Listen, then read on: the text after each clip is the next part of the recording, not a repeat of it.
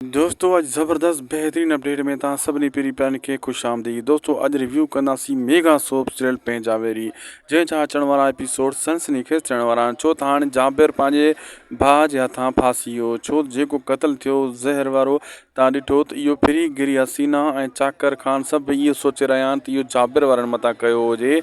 उएं ई थियो, हसीना कीअं न कासिम जे हथां पंहिंजे भाउ उन जे जाबिर खे फसाए छॾियईं। जाबिर जो कुझु सोचे रहियो उएं ई थियो। दोस्तों ॾिसो न, टच मोबाइल ते ॻाल्हाए रहियो आहे कासिम कंहिंसां, हसीना सां बार बार। ऐं हसीना जॾहिं उनखे वार्निंग ॾेई रही आहे त हाणे तूं छा कंदे, मां तोखे फसाए छॾियो। पोइ बि हू चुप कई बीठो आहे। यानी मोबाइल में तूं रिकॉर्डिंग हणी सघीं थो, टच मोबाइल आहे, इहा रिकॉर्डिंग खणी वञी चाकर ख़ान खे, सावल खे, सभिनी खे, कासिम खे, रुंडे खे ॿुधाए सघे थो त हीअ हसीना जो कमु आहे।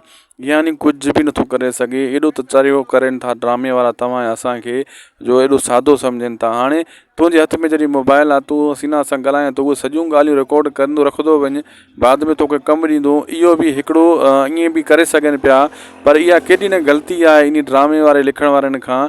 ड्रामो त लिखनि था, लेकिन सन्हियूं सन्हियूं नंढियूं नंढियूं ॻाल्हियूं, इहे नंढियूं ॻाल्हियूं न आहिनि, वॾियूं ॻाल्हियूं आहिनि, रिकॉर्डिंग वारियूं, इहे इन खां विसरी थी वञनि। इहे इशू अगरि ॾेखारनि हा त ड्रामो अञा वधीक मज़ो करे हा।